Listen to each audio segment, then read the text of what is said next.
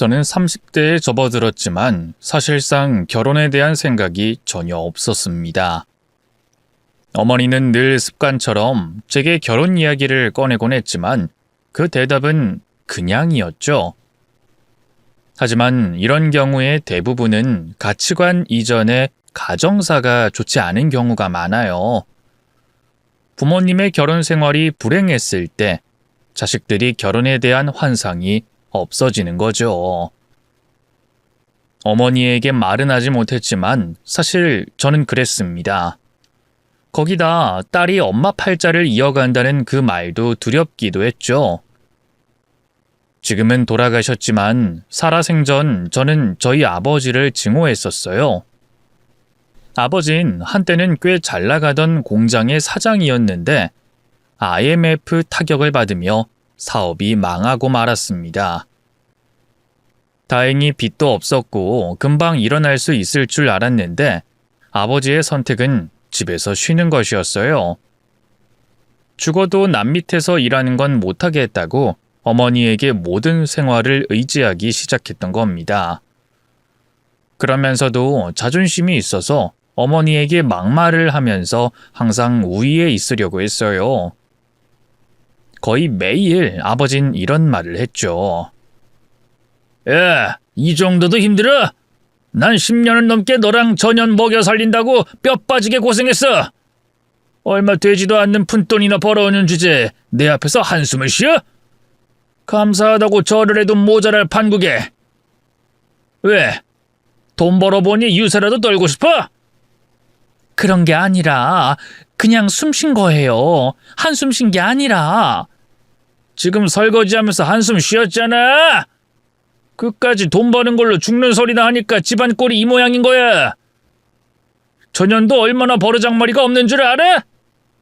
애새끼 교육 하나 못 시킨 것만으로도 넌 처맞아야 해. 알아?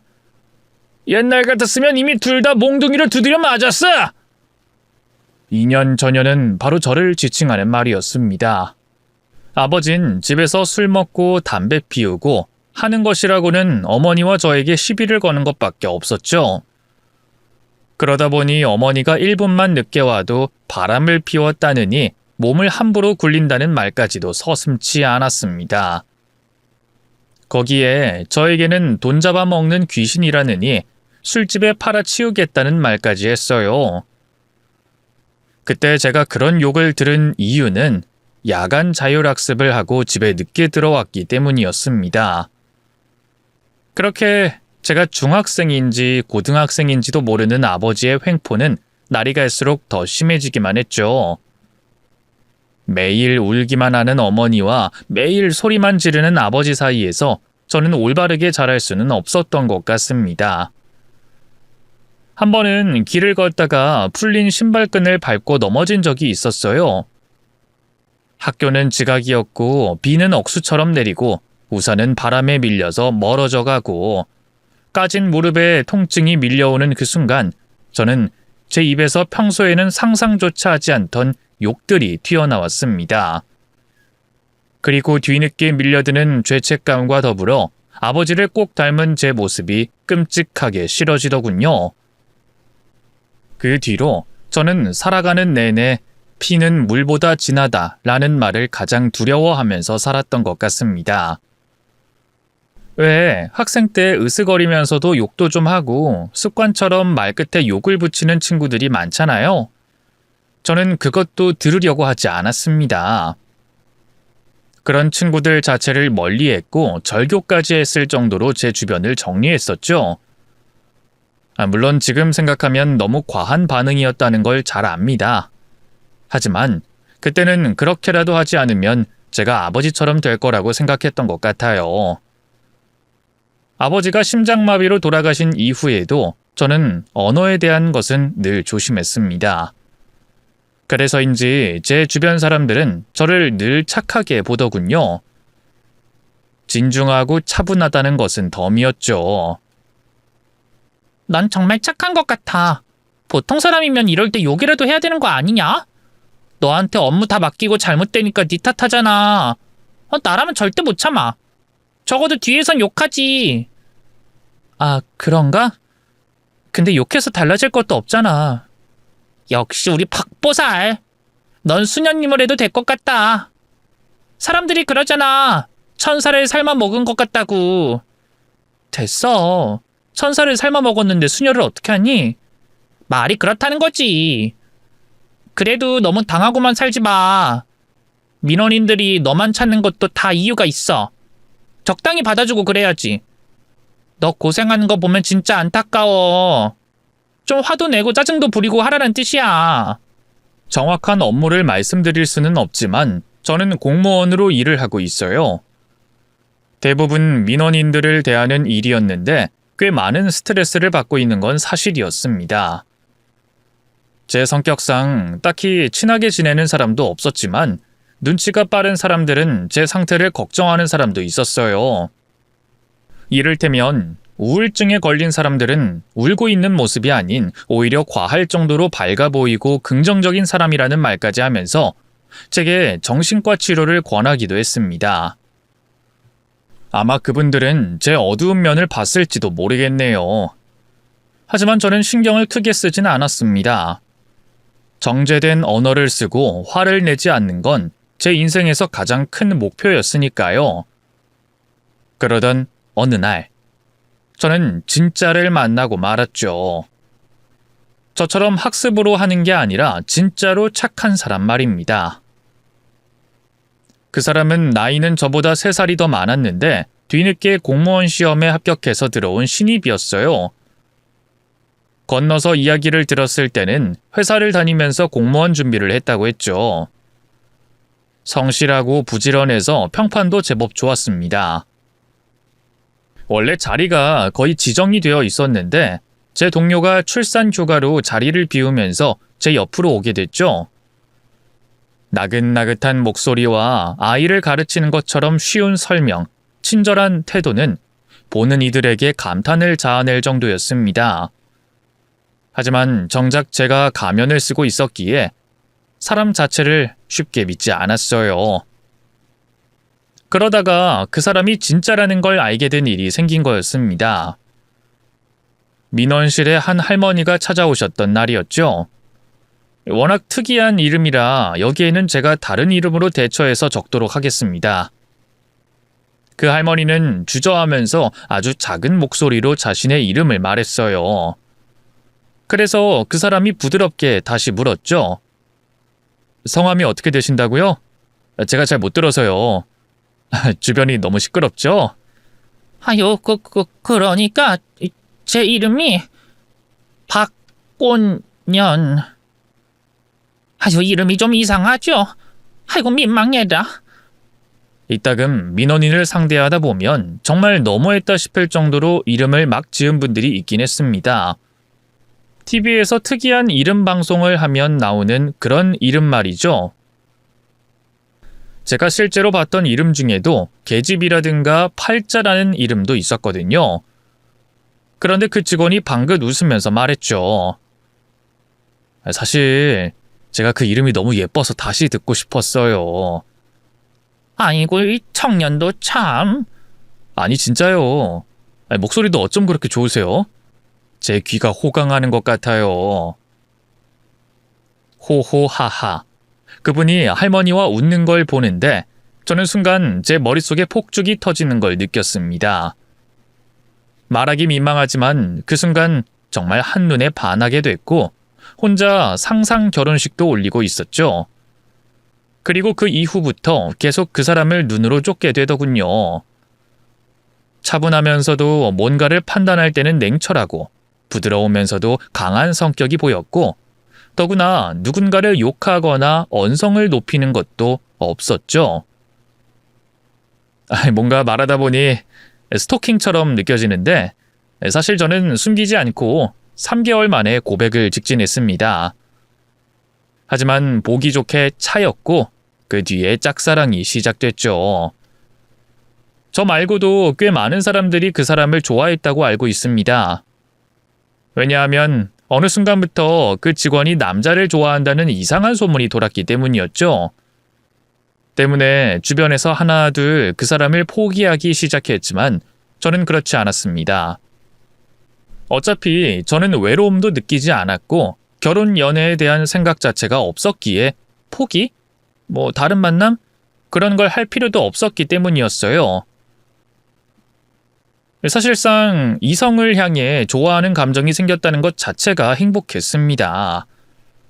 출근하는 게 즐거웠고 웃으면서 인사하는 게 삶의 원동력이 됐죠. 그래서 떠올리면 그 시간은 제게 고통이 아니라 너무 큰 설렘을 줬던 기간이었던 것 같습니다.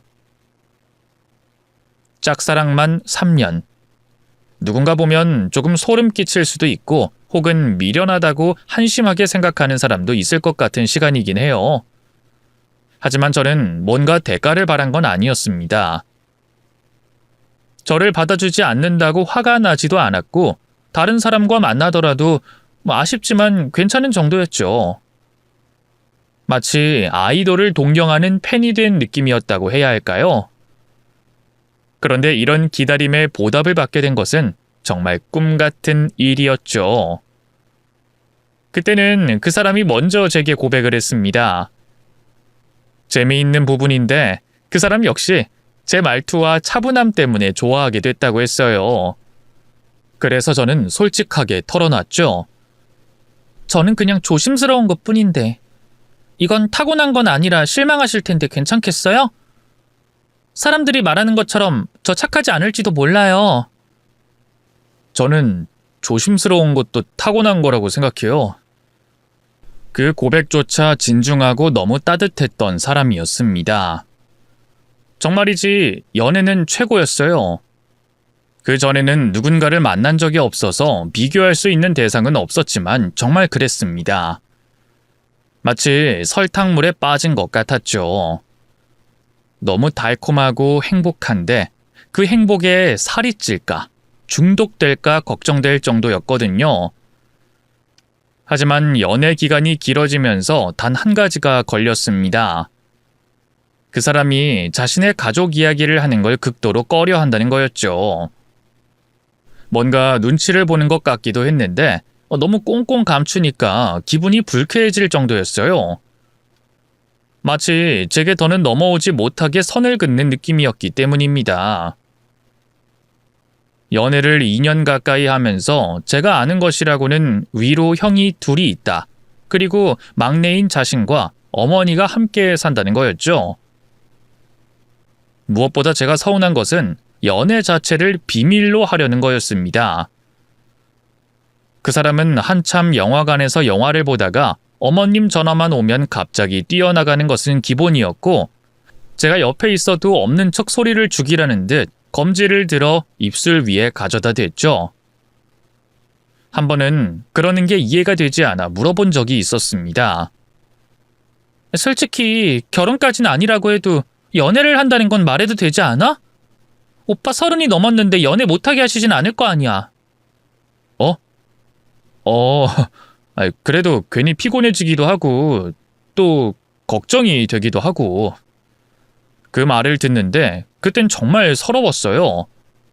아무리 꾹꾹 눌러도 울컥하는 마음이 튀어나왔죠. 오빠 나랑 결혼 안 해도 돼. 그런 걸로 부담 가지고 그럴 필요 없어. 하지만 연애는 눈치 보면서 하고 싶지 않을 뿐이야. 내가 바라는 게 없는데 왜 혼자 걱정을 해? 내가 결혼이라도 하자고 할까봐? 걱정하지 마. 나도 눈치는 있어. 그런 말로 부담 안 줘. 뭐? 아니, 너 왜 그렇게 생각해? 난 정말 그런... 내가 정말 미안해. 생각해보니 네가 그렇게 오해할 수 있을지도 모른다는 생각이 드네. 근데 너랑 결혼하고 싶지 않은 게 아니야. 오히려 너랑 결혼을 하고 싶어서 이래. 널 놓치기 싫어서. 그 뒤에도 굉장히 힘들어하면서 꺼낸 이야기는 다소 충격적인 말이었습니다. 자기는 나름 최선을 다해서 비호하듯 말하긴 했지만 전체적인 말의 요점은 어머님이 정신적으로 문제가 있다는 것이었죠. 어감이 좀 그래서 저도 다른 단어나 표현을 찾아보려고 했지만 딱히 다른 말로 풀 수 있는 단어를 찾을 수가 없었네요. 첫째로 심각한 알코올 의존증이 있다고 했습니다. 거기에 가장 심각한 것은 아들들에 대한 집착이었어요. 단순히 내 아들 하는 수준의 범주가 아니라 들어주지 않거나 자기 뜻대로 되지 않으면 자해까지 하는 정도라고 했습니다. 그런 이유로 앞서 형들이 결혼에 실패를 했다고 하더군요. 첫째 형은 투석 때문에 힘들어하는 어머니를 위해서 간 이식까지 해준 효자였다고 합니다. 하지만 결국 그 일로 이혼까지 당했다고 했죠. 그리고 둘째 형은 사랑하는 여자와 결혼 직전에 파혼까지 했다고 합니다. 하필이면 상견례에 술에 취해서 난동을 피우셨다고 하시더군요. 그래서 엄마 곁엔 이제 나뿐이야. 형들이 원망스럽지만 어쩔 수 없잖아. 형들이 왜 원망이 되는데? 그래도 엄마잖아. 가족이잖아. 나한테 다 떠맡긴 건 솔직히 좀 원망스럽고 엄마가 슬퍼하는 것도 이해가 가고 평생 고생해서 키운 자식들인데 얼마나 힘드시겠어. 남자친구는 이런 말을 미리 해주지 못해서 미안하다고 연신 사과하며 눈물까지 보였습니다. 하지만 다른 누구도 아닌 저였기에 그런 남자친구를 이해하고 보듬어 줄 수 있었죠.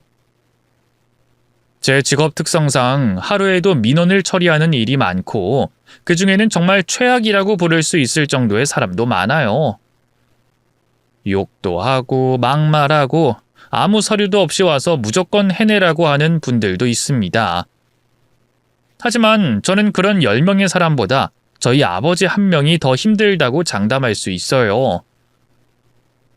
가족과 가족이 아닌 타인에게 받는 상처는 애초에 크기가 다르기 때문이죠.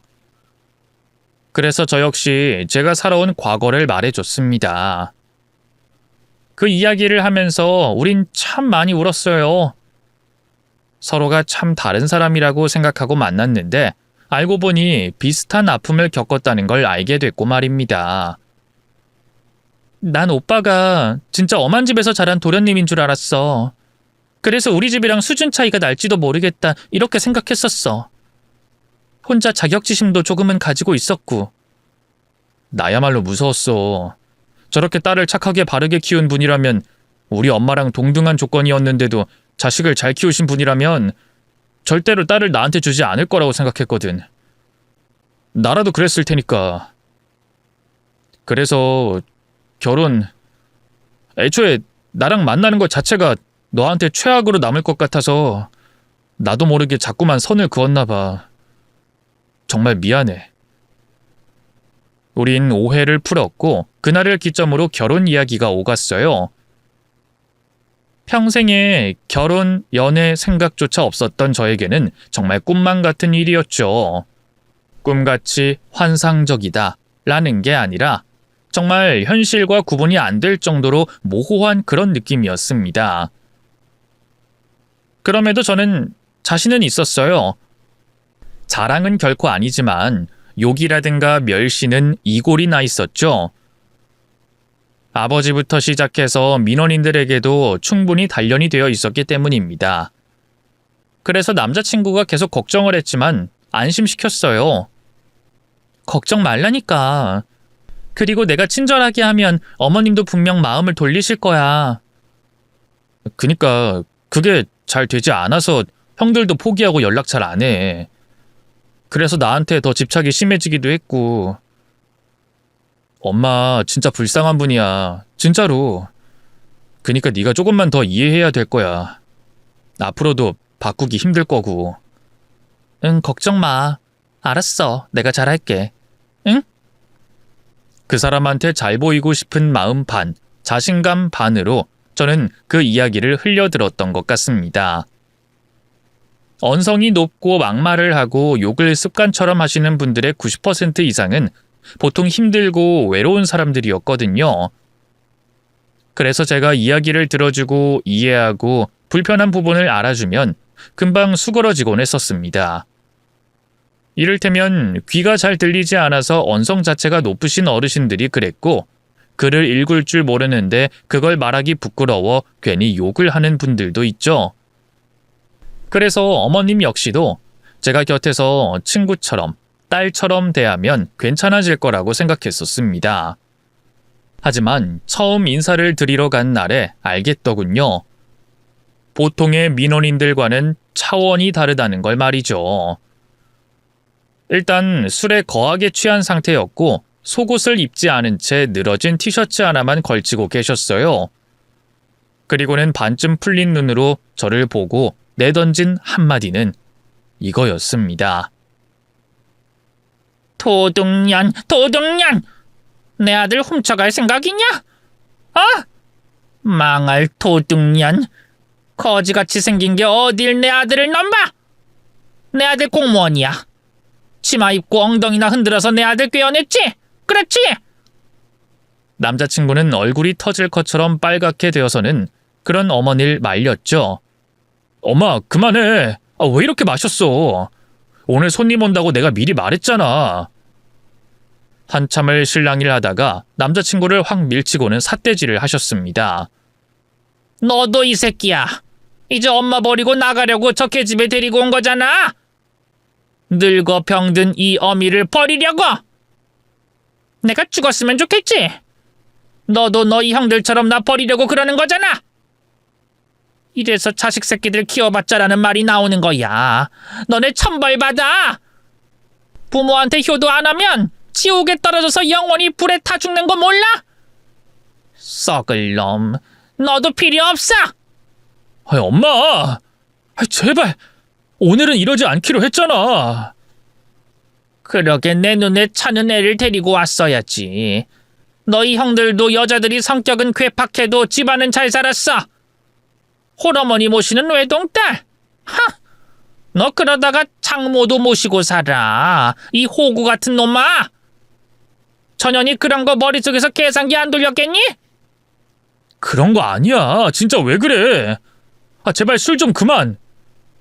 남자친구가 술잔을 빼앗으려고 하자 침까지 주르륵 흘리면서도 잔을 사수하시더군요. 결국에는 테이블 위로 술이 쏟아지고 약간의 실랑이까지 벌어졌죠. 아이고, 내가 자식 새끼들 힘들게 뒷바라지 시켜서 키워놓고 이렇게 산다. 내가 하루라도 빨리 죽어야지. 내가 죽어야 너희들이 내 사진 앞에서 눈물 뚝뚝 흘리면서 죄송하다고 하겠지. 그치? 그래. 너희 결혼하는 날 내가 여기서 목 매달아 보마. 네 소원대로 엄마는 빠져줄 테니까 둘이서 여기서 깨를 볶든 말든 마음대로 하고 살아. 사람마다 들키기 싫은 모습이 있잖아요. 남자친구에게는 그때 그 어머니가 그랬던 것 같습니다. 제게 미안하지만 집에서 나가달라고 하더군요. 저 역시 그 상황을 충분히 이해했기에 그 집에서 나왔고 현관문이 닫히자 뒤에서 병이 깨지는 소리가 들렸죠. 술병을 제가 나간 현관으로 던진 거였습니다. 정말로 말문이 막히더군요. 처음 본 사람에게 할 수 있는 행동도 아니었고 제가 상상으로 짐작하던 수준도 아니었죠. 때마침 소란에 밖으로 나온 옆집 할머니가 제게 상황을 물었습니다. 저는 대충 잘 모른다고 대꾸했고요. 혹시 이 집의 아들 여자친구? 아, 네. 잠깐 인사드리러 왔어요. 아이고 아가씨, 내가 정말 어른으로 말하는 건데 이게 오지랖이라고 잔소리처럼 들릴 수도 있는 거 알아. 근데 이 집은 아니야. 애들이야 착하지. 뭐 큰애도 좋은 회사 다니고 둘째는 학원 강사인가 그렇다는데 막내도 공무원? 그거 맞지? 그중 누구? 막내 여자친구? 네. 아유 진짜 참하게 생겼네. 감사합니다. 근데 아가씨, 이 집엔 며느리로 들어가면 못 써. 속병 난다고. 이 집에 큰 며느리 걔도 암 걸려서 죽을 뻔했잖아. 결국 아들들도 다 집에서 나가버리고 혼자 남아서 밤마다 술 먹고 난리를 쳐요. 이 아파트 사람들도 새벽마다 죽어나고 한 번은 베란다에서 뛰어내린다고 해서 119 그래 119인지 112인지 그 경찰에 구급대까지 출동하고 그랬다니까. 그런데 아들은 오죽하겠어. 아직도 팔팔해서 저거 시어머니 되면 아가씨가 죽어. 저런 것들이 또 살기는 얼마나 오래 사는지. 내가 딱해서 그러니까 그냥 모르는 척하고 도망쳐, 응? 저는 대답 대신 어색하게 웃었습니다. 보통이라면 그 말에 충격을 받고 헤어짐을 떠올렸겠지만 저는 오히려 남자친구를 더 지켜주고 싶었어요. 혼자서 얼마나 힘들었을까. 이 동네 사람들에게 몇 번이나 고개를 대신 숙였을까 하는 생각에 마음만 찢어졌죠. 다음 날 다시 만난 남자친구에게 저는 아무렇지 않게 행동했어요. 저기 인사드리러 가서 우리 엄마가 좀 놀랐지? 정말 면목이 없고. 술 깨시니까 나한테 엄청 미안해하셨겠다. 술 취하면 다들 그래. 그리고 막내한테 애정이 더 가서 더 그러신 거야. 나도 이해해. 나라도 오빠 같은 아들 있으면 도둑이라고 했을걸? 나도 미치겠다. 예전엔 저 정도는 아니었어. 정말 괜찮아? 우리 엄마가. 나 진짜 괜찮아. 우리 아빠랑 비슷해. 봐, 나 놀란 기색도 없잖아. 그니까 미안하다고 하지 마. 나한테는 그런 말 대신에 고맙다, 사랑한다 이런 말만 해. 응? 덩치에 맞지 않게 고개를 아이처럼 끄덕이며 눈물을 삼키는 걸 보고 있으니 저는 더 힘을 내야겠다고 생각했습니다. 그래서 그 다음에도 또 찾아가고 욕먹어도 다시 또 찾아갔죠. 물론 저만 그런 것은 아니었어요. 남자친구는 저희 어머니한테도 더없이 잘했죠. 당시 저희 어머니는 청소 일을 하고 있었는데 꼼꼼한 성격 탓에 청소회사에서 직급도 있었습니다. 보통 아파트 입주 청소를 주로 했는데 남자친구는 주말이면 함께 청소를 하러 가기도 했고 끝나면 다 함께 고기를 먹으러 가거나 영화를 보기도 했어요. 정말 고맙게도 남자친구는 저희 어머니를 잘 따랐고 어머니도 남자친구를 무척 좋아했습니다. 하루는 어머니가 이렇게 말씀하시더라고요. 실은 너 사람 안 만나서 걱정을 많이 했어. 그게 내 탓은 아닐까? 그런 아빠랑 헤어지지 못하고 잡고 살아서 내가 널 망친 건 아닐까? 근데 이제 엄마는 마음이 놓여. 이유가 뭐든 저렇게 좋은 남자를 찾느라 늦은 거구나 하는 생각에 가슴 위에 올리고 있던 무거운 돌이 꽉 막혀 있던 게 내려가는 기분이 들어. 과정이야 몰라도 끝은 행복해서 엄마가 너무 좋아. 치, 그 사람이 그렇게 좋아? 언제는 사람이 좀 무른 것 같다고 하더니 이제 좋나 봐? 그럼 말도 너무 예쁘게 하고 가식도 없고 부지런하고 그리고 무엇보다 널 유리처럼 대하잖니. 엄마는 그거면 돼. 널 아껴주고 소중히 대하는 거. 엄마는 그거면 행복해. 그런 사람이면 결혼하고 나서도 오래오래 행복했습니다 하고 결론이 날 거라는 걸 알거든. 무슨 동화책이야? 사람 인생이 뭐 다를 게 있니? 힘들고 고난도 있고 고비도 있다가 결국엔 행복해지면 그게 행복인 거지. 그렇게 말하는 어머니에게 저는 참 미안했어요. 저를 유리처럼 소중히 대하는 남자친구의 어머니가 저를 공처럼 뻥뻥 차고 있다는 말을 차마 할 수가 없었죠. 때문에 상견례도 괜히 뒤로 더 미루고 그랬습니다. 틈만 나면 가난한 청소부 딸년, 거지라는 말을 하는 사람을 예비 시어머니라고 데려가기 무서웠거든요. 남자친구에게도 더 시간이 필요하고 설득을 해보자고 이야기를 했죠. 이왕에 하는 결혼이라면 축복받는 결혼을 하고 싶기도 했고요. 그러다가 어느 날 낯선 전화번호로 제게 전화가 걸려왔습니다. 상대는 이혼했다는 첫 번째 형의 와이프였어요. 당황스럽기도 하고 정말 의외이긴 하지만 일단 만나러 나갔죠. 부스스한 머리에 아무렇게나 입은 옷, 수척해 보이는 얼굴로 전 남편으로부터 소식을 들어서 알게 됐다고 하더군요. 그런데 커피가 나오기가 무섭게 다짜고짜 제게 결혼을 하지 말라고 했습니다. 네? 그게 무슨... 일단은 도련님이랑 시어머니 사이부터 멀어지게 해야 해요. 내가 전 남편한테 물어보고 놀라서 달려왔어요. 지금 그 상태면 모시고 살겠다는 거잖아요. 맞죠? 근데 그게 사람이 할 짓이 아니거든요. 시어머니 겪어봤죠? 그렇긴 하지만 그래도 많이 외롭고 아픈 분이라 저를 마음에 들어 하진 않으세요. 하지만 그건 저희가 차차 설득해 나갈 문제라고 생각하기도 하고. 쿵. 그때 그 사람이 커피숍 테이블을 주먹으로 내려쳤습니다. 아픈 사람? 그 여잔 정확히 미친 거지 아픈 게 아니죠. 투석하기 힘들다고 멀쩡한 내 남편 신장까지 가지고 갔으면서 여전히 술 먹고 있죠? 그 사람 인간도 아니야. 그게 자기 친아들한테 할 짓이에요? 나도 애를 키우는 입장이지만 내가 죽으면 죽었지 내 자식 몸에 칼을 댄다고요? 근데 그 사람은 내 남편 강제로 다이어트 시키고 매번 투석하기 번거롭다면서 그렇게 졸랐어요. 신장 이식을 받을 단계도 아닌데 그저 술 좀 더 먹어보겠다고 그 짓을 했다고요? 아가씨는 그게 상상이 가요? 미친 알망구. 늙으려면 곱게 늙어야지. 제가 놀란 표정으로 있자 뒤늦게 사과를 하고는 차분한 어조로 이어 말했죠. 나도 처음 대면한 사람한테 이런 말까지 하기 싫어요.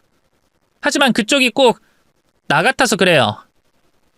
나도 그랬었어요. 착한 며느리, 좋은 사람.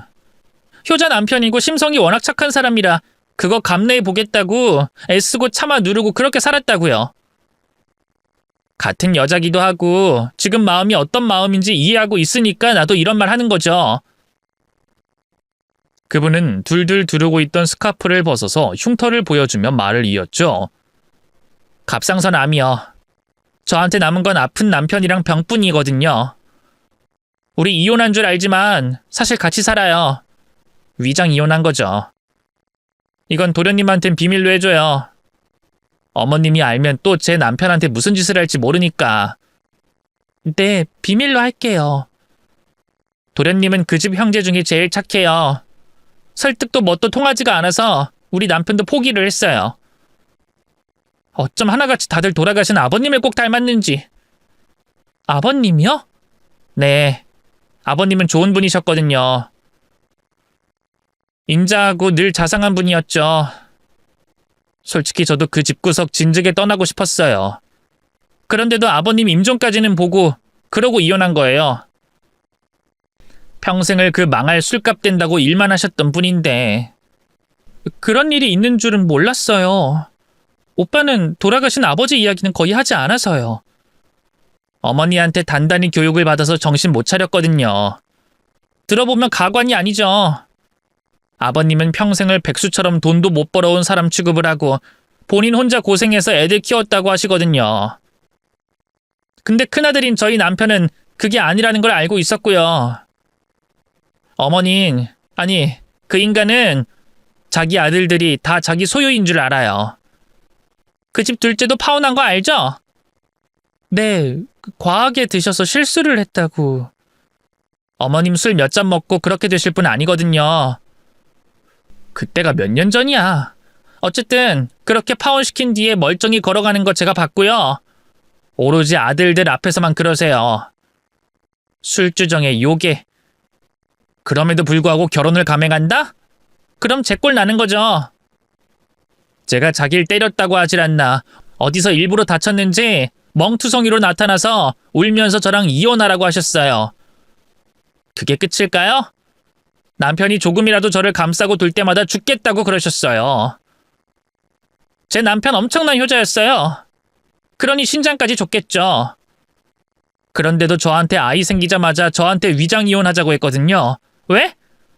남편만 유일하게 어머니가 거짓말을 하는 걸 알았으니까요. 그걸 알면서도 그냥 가엾다 불쌍하다면서 속아줬던 거고. 어머님 그런 분이세요. 아셨어요? 저도 어려운 분이라는 거 알아요. 하지만 도련님 정말 착한 거 알아요. 형들 그렇게 되고 절연하다시피 했는데도 끝까지 어머님 곁을 지키고 있는 분이죠. 그래서 더 문제라는 거예요. 공무원 월급 얼마 되지도 않는데 그거 몽땅 다 빼앗기고 우린 아무리 잘해도 결국에 자기 아들 빼앗아간 도둑년들 되는 거고요. 두고 봐요. 분명 그 인간 결혼 안 시키려고 할 겁니다. 왜? 그럴 때마다 아들들이 자기한테서 멀어졌으니까. 교훈이 있는 거예요. 그쪽한테 더 지독하게 굴 거라는 걸 말이죠. 형님이라고 해야 할까? 어쨌든 그분 말씀은 시어머니가 점점 지능적으로 결혼 자체를 막으려고 하고 있다고 했습니다. 큰아들 결혼에는 상견례든 뭐든 정상적인 것처럼 했다고 하더군요. 그리고 둘째 아들은 상견례에서만 그렇게 행동했다고 했죠. 생각해보니 저는 첫 인사부터 그랬다는 걸 알고 조금 충격을 받긴 했습니다. 뭔가 신빙성이 있었죠. 그래서 저는 그 만남 이후로 진지하게 고민을 많이 했어요. 행복해 보인다고 안심하고 있는 저희 어머니에게 보여줄 용기가 선뜻 나지 않았기 때문이었죠. 고민 끝에 저는 남자친구에게 사실을 모두 알렸어요. 물론 비밀로 해달라는 위장 이혼 부분만 빼고 말입니다. 형수가 그런 말을 했다고? 나랑 엄마 사이부터 멀어진 이후에 생각하라고? 어쩌면 그런 말을 내 여자친구한테 할 수가 있어? 그것도 결혼을 앞둔 사람한테. 정말 너무하네. 꼭 그렇게 말한 건 아닌데 어쨌든 우릴 많이 걱정해 주셨어. 오빠, 엄청 반대하기보다는 걱정을 했다는 말이지. 실제로 틀린 말은 아닌 것 같기도 하고. 네가 휘둘리면 안 되는 거야. 형수 물론 좋은 사람이지. 하지만 암에 걸린 게 왜 엄마 탓이야. 엄마가 정말 다 잘했다는 말은 아니지만 핏줄이잖아. 그걸 끊어낼 수도 없는 거고. 하지만 형들은 좀 너무했어. 엄마가 실수했다고 해도 가족인데. 아니야? 그치, 핏줄이지. 핏줄이 뭐야. 서로 힘들 때 돕는 거야. 엄마 술 저렇게 많이 마시기 시작한 것도 형들 집에서 나간 이후부터야. 그 전에는 저렇게 심하지 않았다고. 그런데 이제는 엄마는 물론이고 내 연락도 잘 안 받고 최근에 내가 결혼한다고 보낸 문자에 답장이 온 게 전부인데 그걸 이혼한 형수한테 말을 하다니. 정말 실망스럽네. 걱정이 되니까 좋게 생각하자. 알지. 그래도 나를 먼저 만나야 했다고 생각해. 그리고 말이 나와서 하는 말인데 앞으로는 따로 만나지 않는 게 좋을 것 같아. 형수랑은 이미 이혼한 상태야. 그러니 당연히 좋은 말 나오지도 않을 것 같고. 안 좋은 소리도 계속 들으면 자꾸 그런 쪽으로 가. 무엇보다 우리까지 엄마 포기하면 엄마가 너무 불쌍하잖아. 어? 그렇지. 알았어. 앞으로는 따로 만나거나 하진 않을게. 저는 되도록 좋게 돌려서 말을 했습니다. 설명도 순화해서 말했죠. 하지만 남자친구는 그것도 받아들이지 않았습니다.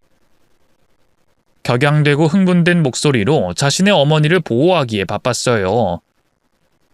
조금은 안타까웠지만 그런 사람이었기에 제가 좋아했다고 생각했고 그걸로 소심한 설득은 끝이 났죠.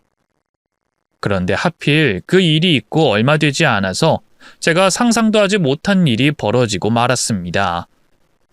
결혼을 한참 준비하고 있을 때 저희 어머니가 돌아가셨던 거였죠. 비유성 심근경증이라고 했습니다.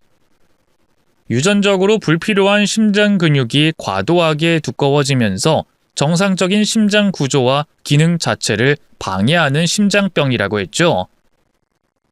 문제는 몸에 나타나는 증상이 거의 없어 환자들 대부분이 이 병이 있는 걸 모르고 산다고 하더군요. 다시 말해 돌연사를 할 가능성이 있는 질환이라는 거죠. 사고 당일 저는 그저 어머니가 너무 오랜 시간 잠들었다고 생각했고 그 얼굴이 너무 평온했기에 아침을 준비하면서도 몰랐습니다. 뒤늦게 깨우러 갔을 때야 어머니의 몸이 싸늘하게 식어 있다는 걸 알았죠. 아버지로 인해서 약간은 멀어지고 싸우기도 했었지만 세상에 둘만 남겨졌던 순간에는 더없이 큰 존재였습니다. 발톱이 빠질 정도로 일을 하고 와서도 제 앞에서는 아프다는 내색도 하지 않던 강한 분이었고요. 늘 긍정적이고 밝아서 모두가 사랑했던 그런 사람이었습니다. 사람들과 늘 거리를 두던 제게는 둘도 없는 친구이기도 했었죠. 저는 아예 정신을 놔버렸습니다. 남자친구가 대부분의 장례를 준비했고 제 곁에서 저를 위로해줬죠. 손님을 받고 엎드려서 울고 있는 저 대신 모든 걸 대신해줬어요. 소식을 들은 남자친구의 형제들도 차례로 방문했습니다. 그리고 저를 설득하던 형수도 방문을 해서 짧게 인사를 전하고 갔죠. 그런데 마지막 새벽에 의외의 방문자가 있었으니 그건 남자친구의 어머니였어요. 남자친구도 놀란 걸 보면 방문 자체가 예정에 없던 일이었던 것 같았습니다. 심지어 검은색 옷도 입지 않았고 꽃무늬 원피스에 빨간색 겉옷을 둘둘 두르고 왔더군요. 절도 하지 않고 저희 어머니 사진만 쓱 보더니 맞은편 테이블에 자리를 잡으셨죠. 소주를 벌컥벌컥 따르더니 그걸 한 번에 꿀꺽 삼켰습니다. 물가에 내놓은 아이처럼 조마조마한 표정으로 남자친구는 그 상황을 보고 있었는데 손님들이 남아있는 상태라 어쩔 줄 몰라 했어요. 결국 조심스럽게 어머님 곁으로 가서 작게 말했죠. 엄마, 술 너무 많이 하지 말고 여기서는. 응? 내가 못 올 때 왔어? 이놈이 버르장머리 없이 어디서 애미한테 설교야? 월급도 쥐꼬리만큼 받아오는 주제에 뭘 잘했다고 유세야? 엄마, 여기 장례식장이야, 제발. 장례? 난 상견례 하러 왔다. 왜? 너네 결혼한다며? 내가 전현 거지라고 어디 구질구질하게 살아보라니까 그렇게 하겠다며? 너 정도면 돈도 많고 집안 잘 사는 그런 집 딸년을 10번이고 100번이고 데려올 수 있는데 너랑 똑같은 쥐꼬리 월급 받는 걸 어딜 며느리라고? 남자친구가 절망에 빠진 얼굴로 어머니를 끌고 나가려고 했습니다. 하지만 오히려 아들의 그런 반응이 그 사람을 자극한 것 같았죠. 소리를 꽥 지르고는 주머니에서 구깃구깃한 돈을 제 쪽으로 던졌습니다. 10,000원짜리 3장이었어요. 왜? 조의금으로 부족하냐? 아직 가족도 아닌데 이년아. 이 정도라도 줬으면 감사합니다. 무릎이라도 꿇어야지. 어디서 찔찔 짜고 있어? 그 눈물로 내 아들 꼬였냐? 그래? 저는 참지 못하고 일어나서 소리쳤습니다. 지금 이게 무슨 짓이에요? 꼭 이렇게 하셔야겠어요? 뭘? 내가 뭘 했는데? 말하는 거 봐라. 내가 뭘 잘못했어? 너네 집 사정 뻔히 아는데 그럼 내가 널 웃으면서 반길까? 네가 자식 낳아봐라. 그런데 갑자기 어디 거지 같은 게 우리 집에 들어온다고 해봐. 넌 나보다 더하면 더했지 덜하진 않을걸. 두고 봐라. 하긴 그 나이 처먹고도 아직 결혼도 못했으면 자식 덕은 볼 수가 없지. 늙어서 애는 낳겠어? 아휴, 저런 게 내 며느리라니. 참 사돈도 양심 없네. 어떻게 저런 애를 덜컥 놓고 떠나? 엄마, 진짜 왜 그러는데? 여기서 할 말도 아니고 그런 말을 하면 안 돼. 어디서 날 가르치려고 들어? 너 지금 나한테 언성 높였어?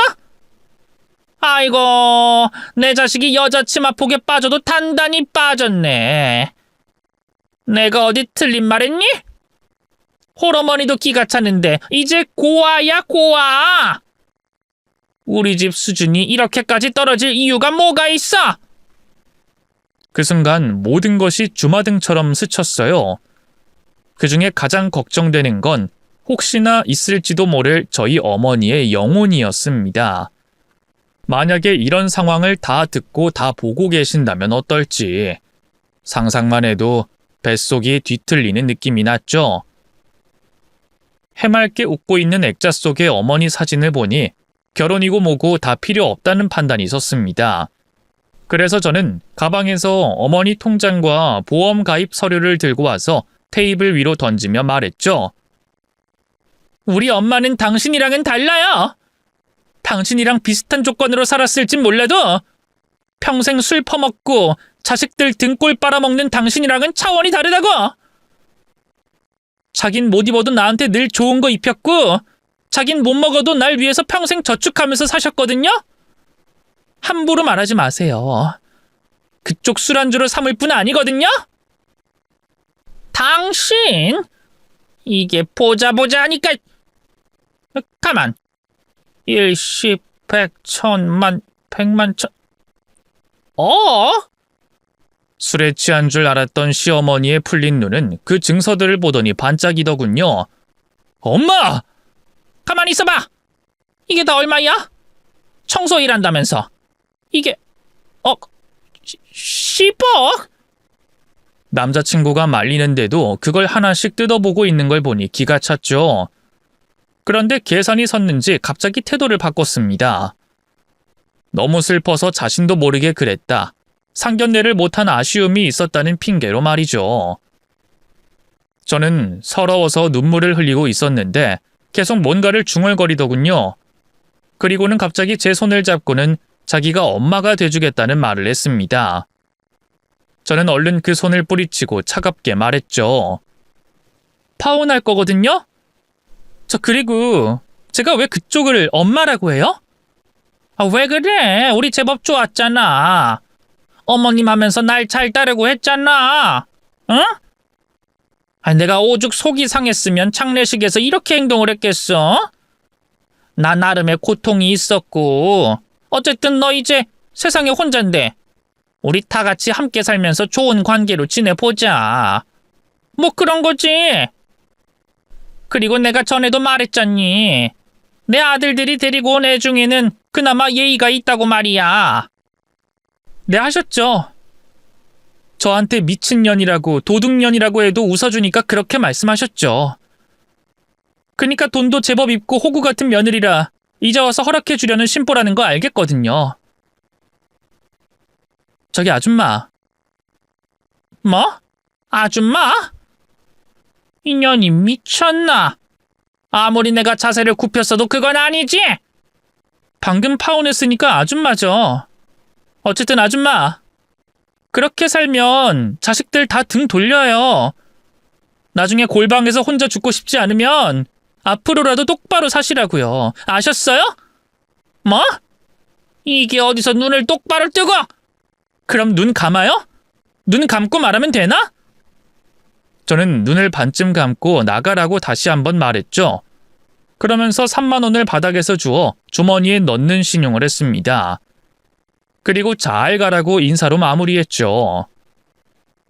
기괴한 비명까지 지르면서 제 머리털을 잡으려 했지만 남자친구가 단단히 방어하며 끝이 났습니다. 발인이 끝나고도 남자친구에게서 연락은 왔지만 저는 받지 않았어요. 너무 좋은 사람이라는 건 알지만 결국에는 둘 다 불행해질 결혼을 하고 싶지는 않았으니까 말입니다. 저는 근무지를 옮겨버렸고 아예 지방으로 내려와 살게 됐어요. 모르는 사람, 낯선 공간에서 적응을 하는 건 의외로 어렵진 않았습니다. 오히려 저를 모르는 사람이 많아서 더는 착한 사람, 좋은 사람이 되려고 하진 않았어요. 이따금 차분하다, 침착하고 심성이 곱다라는 칭찬은 받았지만 그때마다 남자친구의 생각이 나는 걸 제외하면 별탈 없이 살았습니다. 그런데 바로 얼마 전에 그 사람이 제 앞에 나타났어요. 파혼하고 2년이 지난 시점이었죠.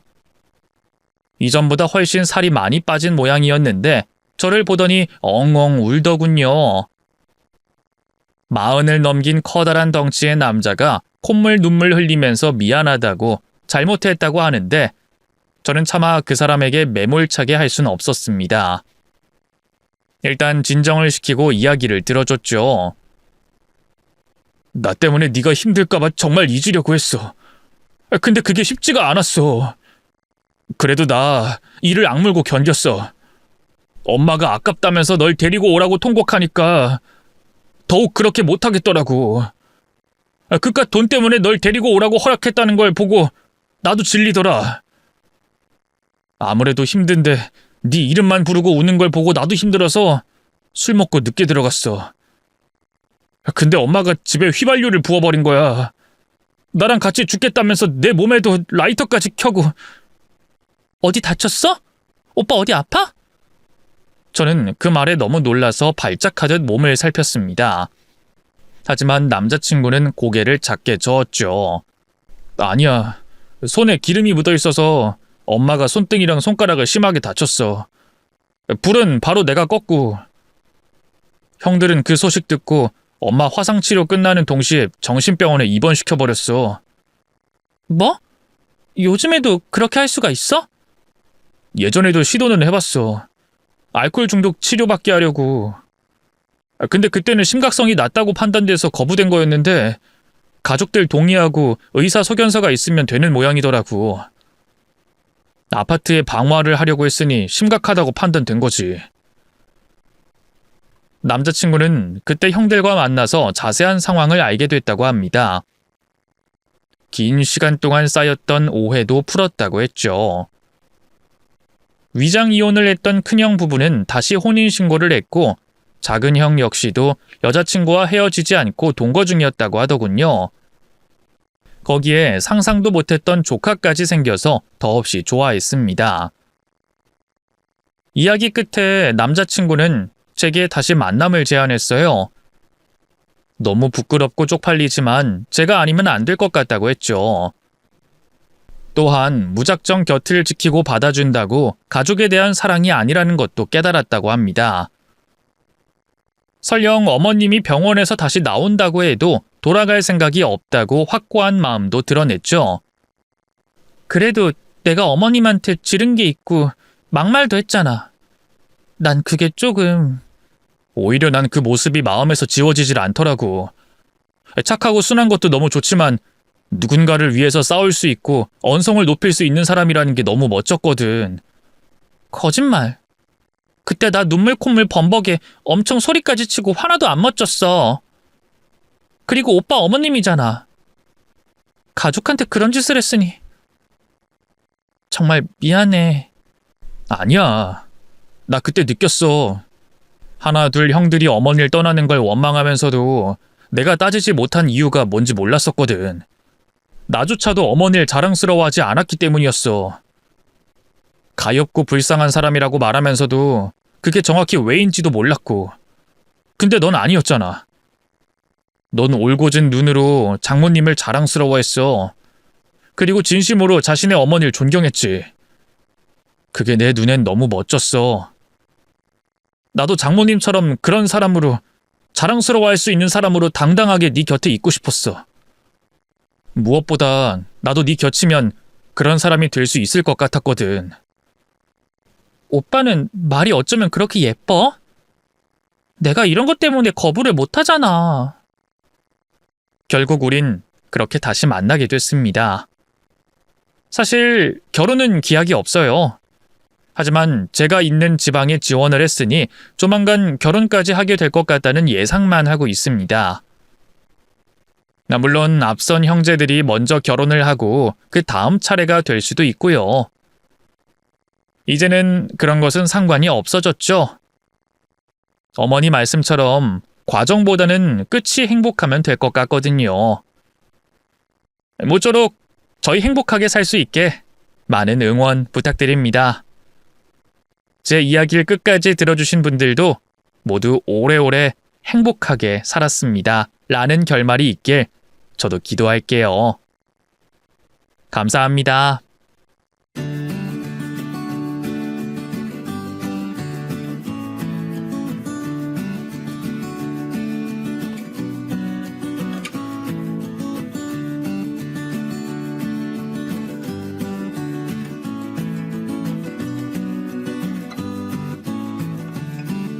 안녕하세요. 저는 평범한 40대 남성입니다.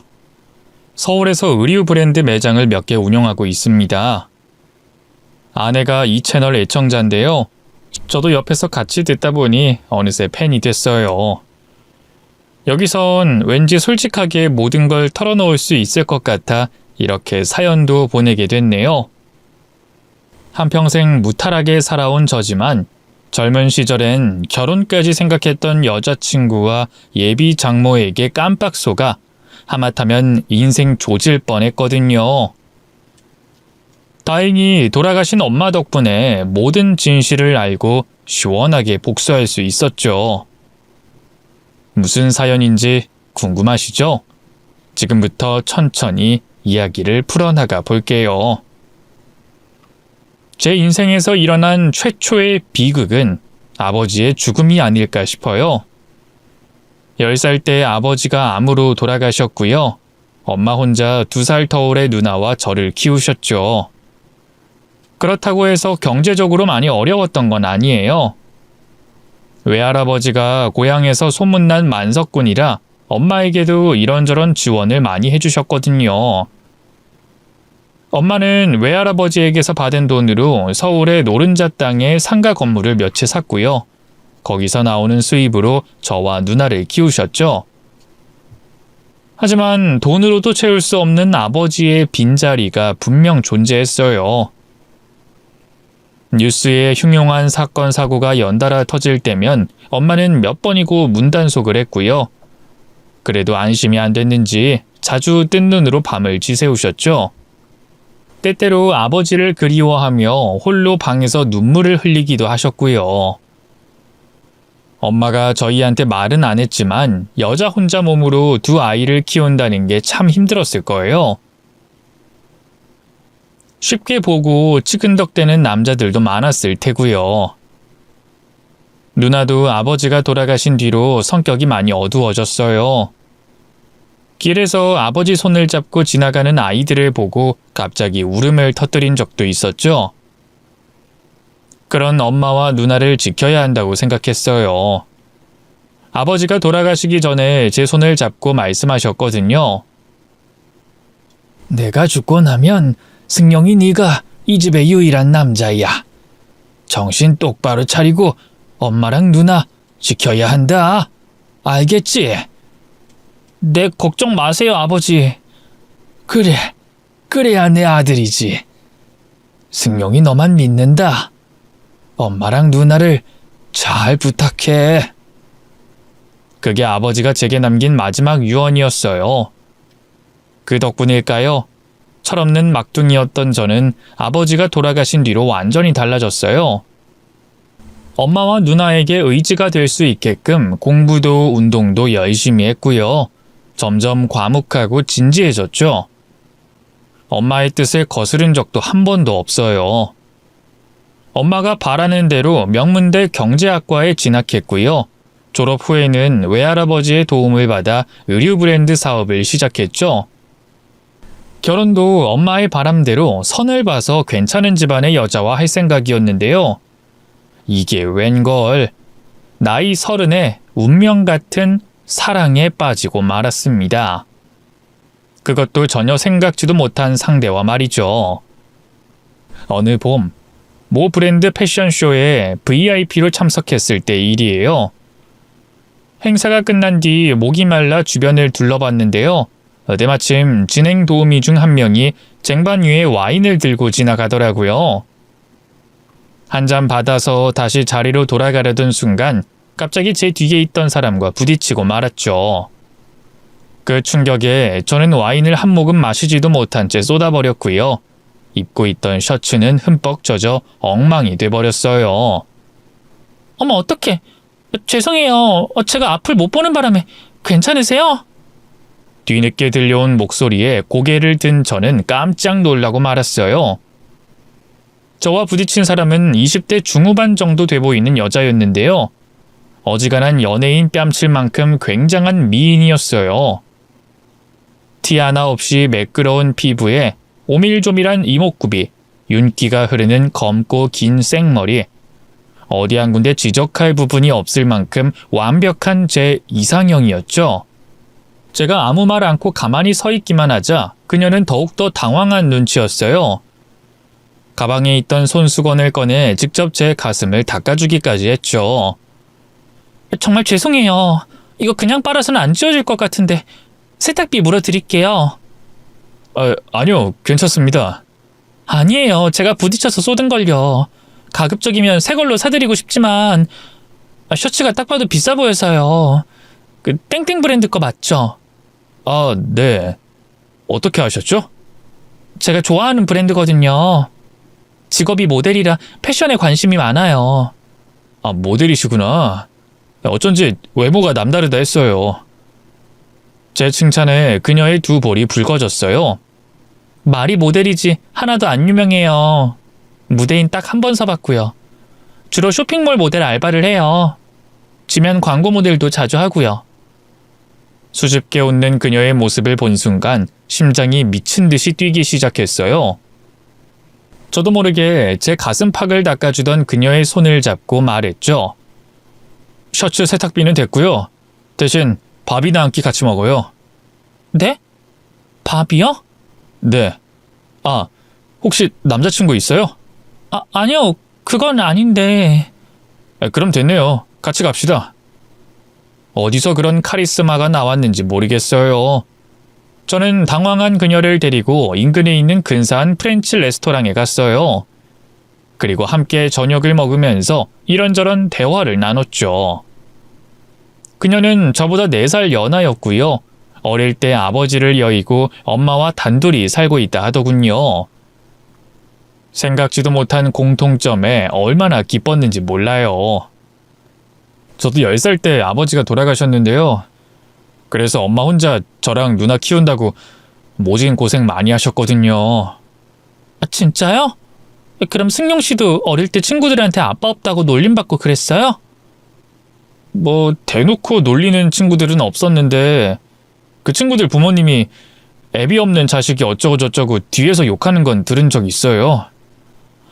세상에, 어떻게 애한테 그런 말을... 하여간에 어른들이 더 못됐다니까요? 전 그래서 이 악물고 더 열심히 살았어요.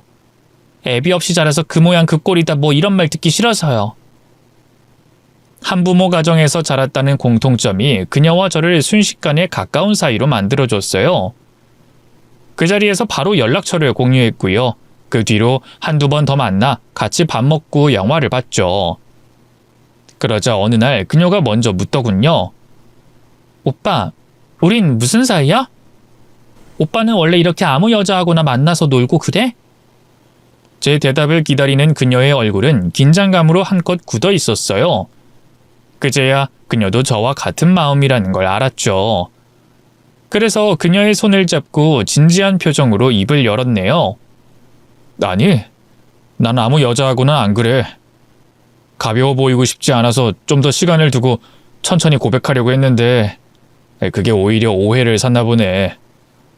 그게 무슨 뜻이야? 자꾸 돌려 말하지 말고 똑바로 말해봐. 처음 만났을 때부터 네가 좋았어. 희진아. 너만 괜찮다면 우리 진지하게 한번 만나보자. 제 말에 그녀의 커다란 눈이 눈물로 그렁그렁해졌어요. 당연히 괜찮지.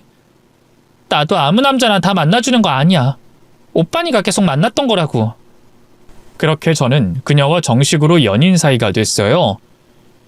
그 전에도 연애는 몇 번 해봤지만 그녀처럼 저를 푹 빠지게 만들었던 여자는 없었어요. 여자친구는 청순한 외모만큼이나 마음도 깨끗하고 순수한 사람이었어요. 길가에 핀 들꽃을 보고도 예쁘다며 감탄하고 텔레비전에 나오는 버림받은 강아지나 아이들을 보고 엉엉 울고는 했죠. 다른 남자가 채가기 전에 얼른 제 여자로 만들고 싶었어요. 살면서 처음 느껴보는 소유욕이었죠. 가족들에게도 빨리 소개하고 싶어서 시기를 보고 있었는데요. 앞불싸. 그 전에 생각지도 못한 사건이 터져버렸어요. 바로 여자친구의 임신이었죠. 어느 날 회사 앞까지 찾아온 여자친구가 가방에서 무언가를 꺼내 보여주더군요. 두 줄이 선명한 임신 테스트기였어요. 병원도 가봤는데 임신 4주차래. 어떡하지? 나 무서워, 오빠. 당혹스러운 한편 기뻤어요. 두려움에 떠는 여자친구와 뱃속의 아기를 제가 책임져야 한다는 의무감도 생겼죠. 그래서 얼른 여자친구를 꽉 안아주며 말했네요. 낳으면 되지. 걱정하지 마. 내가 책임질 테니까. 당장 자기 어머님이랑 우리 엄마한테 인사부터 드리자. 그 말은 결혼하자는 거야? 왜? 싫어? 싫기는 나야 괜찮지만 오빠네 어머님이 날 마음에 들어 하실까? 오빠네 집 부자잖아. 그에 비해 우리 집은 엄마도 몸이 약해서 집에만 계시고 내가 피팅 모델 알바하는 수입으로 근근히 먹고 사는데. 우리 엄마 그런 걸로 사람 가리고 할 뿐 아니야. 걱정하지 마. 오히려 뱃속에 손주가 있다는 거 알면 기뻐하실걸? 여자친구에게는 그렇게 말했지만 내심 걱정이 됐어요. 엄마는 전부터 결혼은 격이 맞는 집안끼리 해야 큰 탈이 없다고 말씀하시던 분이었으니까요. 그래서 여자친구를 소개하기 전에 슬쩍 엄마에게 먼저 얘기를 꺼냈어요. 엄마, 저 요즘 만나는 여자 있다고 했잖아요. 그랬지. 모델 일하는 아가씨라고 했었나? 맞아요. 저 그 사람하고 결혼할까 하는데요. 벌써? 아니 아직 만난 지 반년도 안 됐다고 하지 않았니? 그게 그 사람 임신했어요. 이제 한 달 정도 됐다네요. 아무래도 배가 더 불러오기 전에 식을 올려야 하지 않을까 싶어요. 뭐? 임신? 엄마는 생각했던 것보다 더 충격받으셨어요. 그대로 뒤로 넘어가려는 걸 옆에 있던 누나가 부축했죠. 승용이 너는 나이가 몇인데 아랫돌이 간수 하나 제대로 못해? 어느 집안 아가씨인데 그 집안에서도 다 알고 있어? 충격에 아무 말 못하는 엄마를 대신해서 누나가 물었어요. 저는 죄인이 된 심정으로 조심스럽게 입을 열었죠. 그게 그 집에서도 일단 알고는 있어. 그 아버님은 여자친구 어릴 때 돌아가셨고 어머님은 그냥 주부시고 여자친구가 모델 일 하면서 생계를 책임지고 있어. 뭐라고? 너 지금 그런 집안 여자하고 결혼하겠다는 거야? 나 지금까지 엄마가 바라는 대로만 살았잖아. 대학도 일도 엄마랑 외할아버지가 시키는 대로 했어. 그치만 결혼만큼은 내가 원하는 여자랑 하고 싶어. 우리 집이 뭐 엄청나게 대단한 재벌가도 아니고 꼭 정략 결혼을 할 필요는 없잖아. 제 말에 엄마는 가만히 입술을 깨물었어요. 사춘기 한 번 없이 늘 순종하던 아들의 반항에 많이 놀라신 것 같았죠. 그런 엄마를 향해 다시 입을 열었네요. 죄송해요, 엄마. 그치만 저 그 여자 아니면 안 돼요. 정말 진심으로 사랑하고 있다고요. 엄마도 만나면 분명 마음에 드실 거예요. 요즘 여자들 같지 않게 참 순수하고 착해요. 임신한 거 알고 놀라서는 요즘 밥도 잘 못 먹고 잠도 잘 못 자요. 혹시라도 우리 집에서 반대해서 애랑 같이 버림받을까봐 불안해하고 있다고요. 여자 혼자 몸으로 애 키운다는 게 얼마나 힘든 일인지 엄마도 잘 아시잖아요. 제 말에 엄마가 간신히 입을 열었어요. 그 아가씨는 내가 반대해도 애를 낳을 생각이라니? 안 지울 거래? 네, 이미 생긴 애를 어떻게 지우냐고. 자기 혼자서라도 낳아서 키울 거래요. 근데 전 그런 걸 못 봐요. 저도 같이 만든 아이니까 제가 어떻게든 책임질 거예요. 그래, 그럼 일단 날 잡자꾸나. 그 아가씨 얼굴이라도 한번 봐야지. 그 주 주말, 저는 여자친구를 엄마와 누나에게 인사시켰어요. 여자친구는 청순한 외모에 어울리는 단아한 원피스를 입고 양손엔 엄마가 좋아하는 조기와 꽃다발까지 챙겨왔는데요. 엄마가 어떤 질문을 하든 시종일관 네네 하면서 얌전하게 굴었죠. 제가 엄마라고 해도 마음에 쏙 들 만큼 흠잡을 곳이 없었어요. 그런데 이게 웬걸. 여자친구가 돌아가자마자 엄마가 제게 그러시더군요. 너 저 아가씨에 대해 제대로 알아본 거 맞니? 엄마는 아무래도 느낌이 안 좋구나. 겉으로 보기엔 얌전해 보여도 뭔가 느낌이 영 안 좋아. 느낌이 안 좋다니 그게 무슨 말이에요? 집이 좀 어렵다고 하지 않았니? 근데 옷이나 가방도 전부 올해 나온 신상 명품이고 귀걸이랑 목걸이도 고급 브랜드 제품이더구나. 식사 예절도 흠잡을 곳이 없고 와인에 대해서도 잘 아는 게 아무래도 상류층 문화에 너무 익숙해. 집안이 별론데 그렇다면 이유는 딱 하나 아니겠니? 그쪽 남자를 많이 만나본 거지. 에이, 엄마. 그게 무슨 말도 안 되는 트집이에요. 희진이 걔 제가 첫 남자예요. 직업이 모델이니까 행사나 뒤풀이에서 다양한 사람들 많이 만나봤으니까 그런 거겠죠. 무시당하고 싶지 않아서 혼자 공부도 많이 했다고 했고요. 제 대답에 엄마의 표정이 그제야 좀 풀렸어요. 그래? 엄마가 좀 과민하게 생각했나 보다. 난 절대 다른 시엄마들처럼 시짜짓 안 해야지 했는데 막상 며느리가 생길 것 같으니까 나도 별 수 없나 봐. 네가 이해 좀 해주렴. 네. 그래도 희진이 앞에선 너무 그러지 마세요. 지금 임신한 상태라서 많이 예민하거든요. 오늘도 엄마 보는데 어찌나 떨려하던지.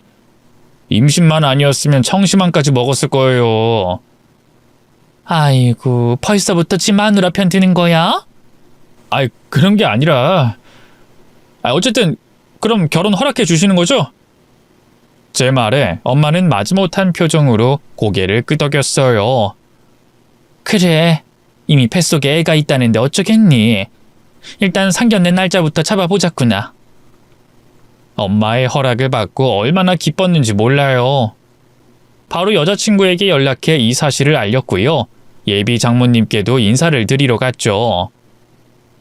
다행히 예비 장모님은 기꺼운 마음으로 저를 맞이해 주셨어요.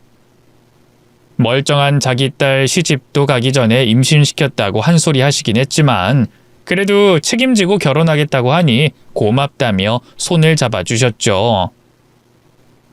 그 뒤로는 일사천리였네요. 부랴부랴 식장 예약부터 하고요. 신혼집을 알아보고 상견례 날짜를 잡는 등 결혼 준비로 정신없이 움직였죠. 그런데 여자친구가 그동안 없이 살아서일까요?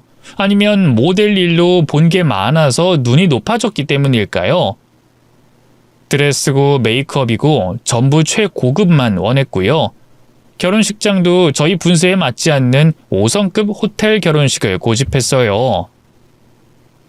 안 그래도 여자친구가 따로 모아둔 돈이 없어 결혼 비용은 전부 제 몫이었거든요. 그쯤에 사업도 침체기였기 때문에 좀 부담스럽더라고요. 그래서 여자친구에게 조심스럽게 예식장도 일반 식장으로 바꾸고 웨딩드레스도 조금만 저렴한 곳을 알아보자 했죠. 그러자 여자친구는 절대 안 된다면서 펄쩍 뛰더군요. 오빠, 나 배불러서 결혼하는 것도 서러워 죽겠는데 정말 이럴 거야? 난 이제 잡은 고기라 돈 쓸 가치도 없다 이거냐고.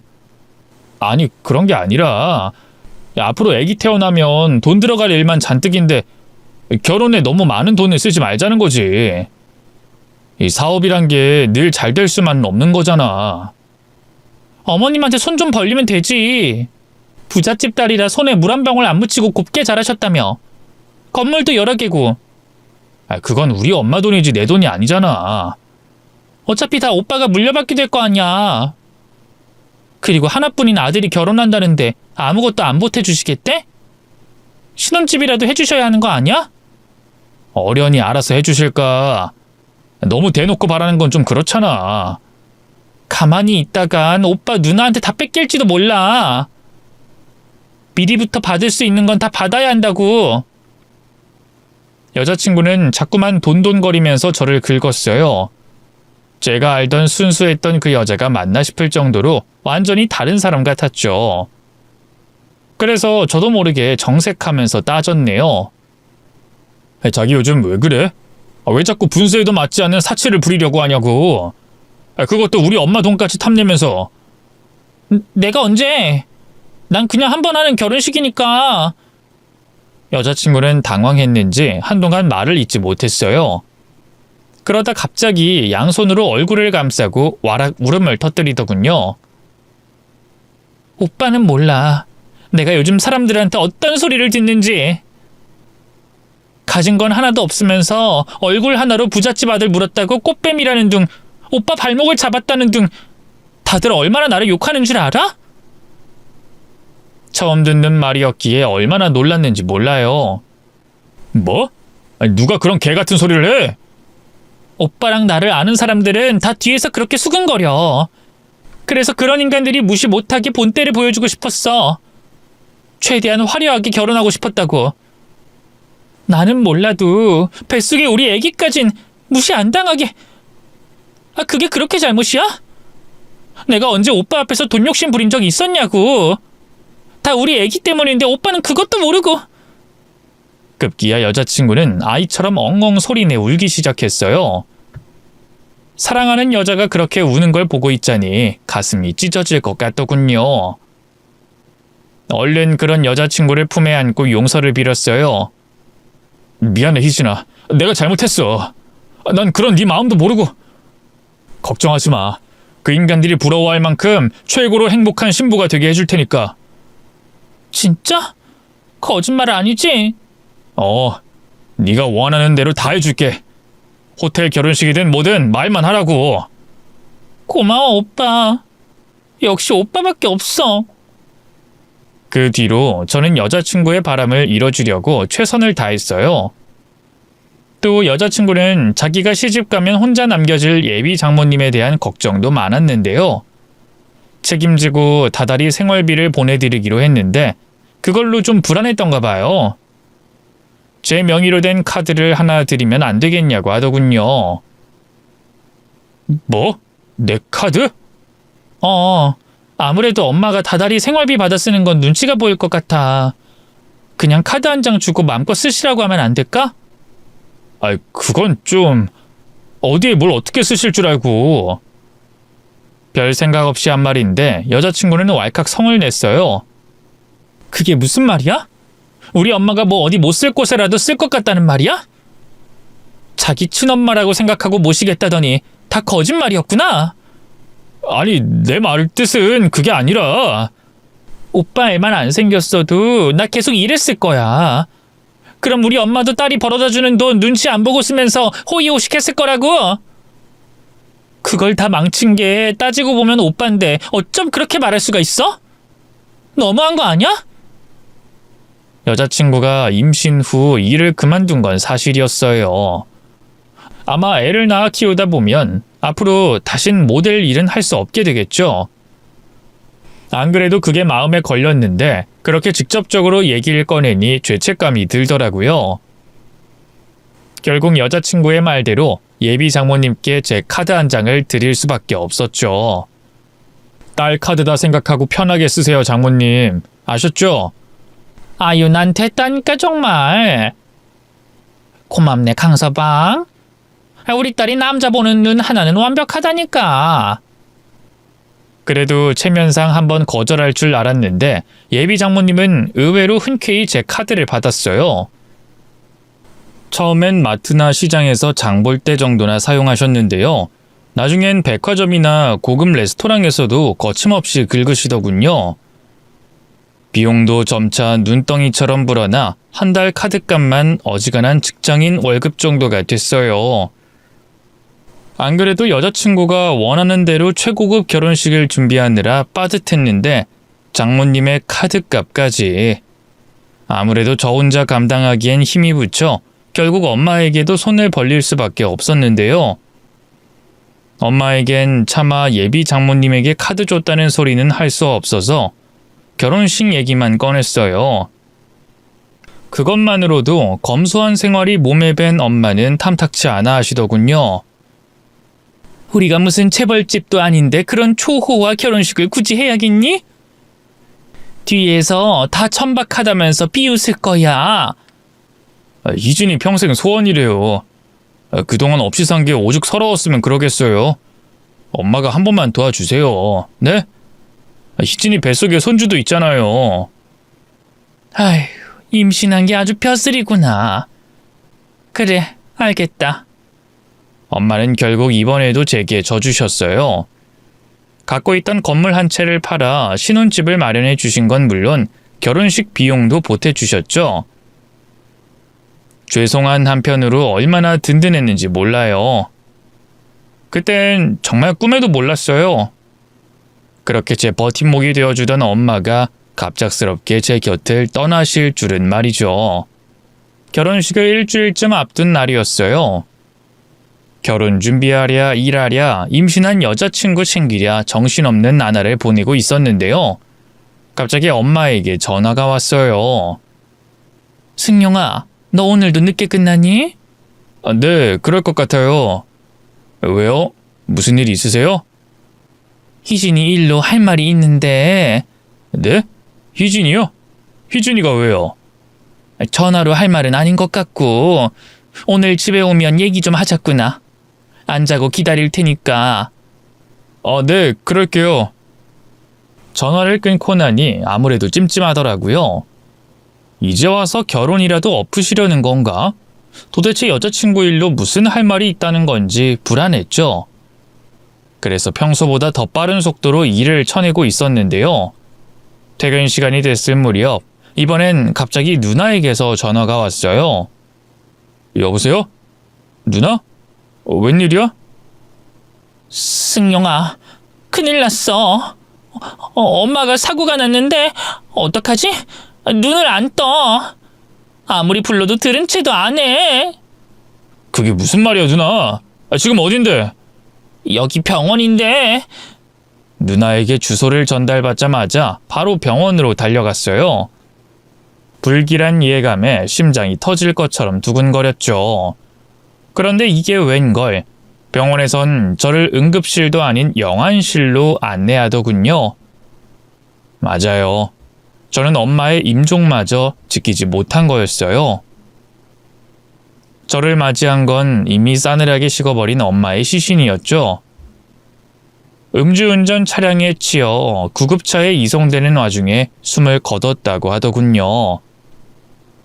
뭐라 말할 수 없을 만큼 참담하고 황망한 심정이었어요. 엄마의 시신 앞에서 오열하는 누나를 챙겨 간신히 장례 준비를 했죠. 상복으로 옷을 갈아입고 엄마의 영정사진을 보고 있자니 그제야 엄마의 죽음이 실감나더군요. 뒤늦게 눈물이 터지더라고요. 누나를 끌어안고 둘이서 얼마나 울었는지 몰라요. 부고 문자를 보내고 얼마 안 돼 속속들이 문상객들이 도착했어요. 여자친구와 예비 장모님 역시 장례 첫날 찾아와 얼굴을 비췄죠. 예비 장모님은 상주로 선 저를 찾자마자 두 손을 꽉 잡아주더군요. 아이고, 상견례장에서 안 싸던 얼굴 본 게 엊그제 같은데 뭐 이런 황망한 일이 다 있어. 강서방 자네 괜찮나? 네, 괜찮습니다. 걱정해 주셔서 감사합니다. 그래. 곧 한 집안의 가장이 될 텐데 정신 바짝 차리게. 네, 아무렴요. 제가 정신 차려야죠. 그렇게 예비 장모님은 적당히 자리 지키다 갈 줄 알았는데요. 웬걸 테이블에 앉아 육개장에 고봉밥을 말아 식사를 하더니만 그 뒤로는 주구장창 술을 마시더군요. 저희 친척 어르신들에게 안녕하세요. 그 강서방 꼭 결혼하는 거 얘기 들으셨죠? 제가 강서방 예비 장모입니다. 이제 한 식구나 다름없는데 앞으로 잘 지내봐요. 하고 아른 채까지 하면서 말이에요. 다들 불편해하는 기색이 역력했어요. 보다 못한 누나가 슬쩍 와서 어떻게 좀 해보라고 하더군요. 여자친구는 어딜 갔는지 보이지 않아 별 수 없이 제가 다가갔죠. 장모님, 시간이 늦었는데 이제 그만 댁으로 가보세요. 그러자 술에 불쾌하게 취한 예비 장모님은 제 말은 들은 채도 하지 않았어요. 오히려 저를 끌어안고 목소리를 한껏 높이더군요. 아이고, 우리 강서방 두고 내가 가긴 어딜 가. 가엾은 사부인 명복도 좀 더 빌어줘야지. 그 많은 재산 두고 아까워서 어찌 눈을 감는담? 사부인 명복을 빕니다. 아유 참, 재산은 강서방 네가 물려받지? 그거 확실히 해야 돼. 누나 한 명 있잖아. 딱 봐도 여우같이 생겼더만. 그년한테 다 뺏기지 않게 조심하라고. 예비 장모님의 술주정에 장례식장이 싸늘하게 얼어붙었어요. 문상객들을 맞이하던 누나가 경악하며 달려왔죠. 이 여자가 지금 뭐라고 짓거리는 거니? 미친 거 아니야? 그러자 장모님이 그런 누나를 향해 눈을 부라렸어요. 뭐? 내가 미쳤다고? 미친 건 너지, 이년아. 너 집안 재산 노리기만 해? 원래 돌아가신 부모 재산은 다 아들 거라고. 기집애들은 국물도 없어. 이보세요. 지금 여기가 어느 안전이라고 그따위 망발을 짓거리는 거예요? 당장 나가세요. 나가시라고요? 아니, 이년이 감히 내가 누군지 알고 나 강서방 장모 되는 사람이야.